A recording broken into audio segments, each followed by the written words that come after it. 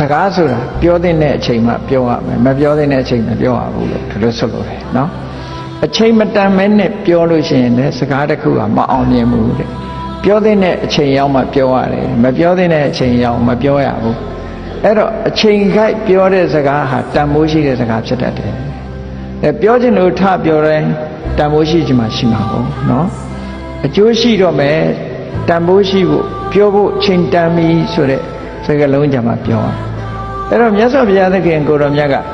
ဖျားပြောတဲ့စကားနှစ်ခွန်းရှိတယ်နှစ်ခွန်းကဘာလို့ဆိုရင်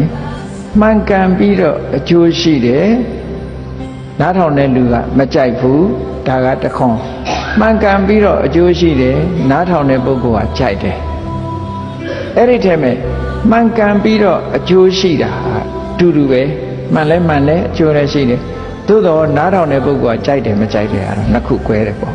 ဒါမြတ်စွာဘုရားပြောလို့ရှိတဲ့စကားနှစ်ခွန်းပဲရှိလောကလူတွေမှာတော့အဲ့ဒါလို့မဟုတ်ဘူးမမှန်တာလည်းပြောခြင်းပြောမယ်အကျိုးမရှိတာလည်းပြောခြင်းပြောမယ်လူကြိုက်တာပြောခြင်းပြောမယ်မကြိုက်တာလည်းပြောခြင်းပြောမယ်ဒီလိုရှိတာအဲ့ဒီပေါ့မြတ်စွာဘုရားကြတော့မှန်လဲ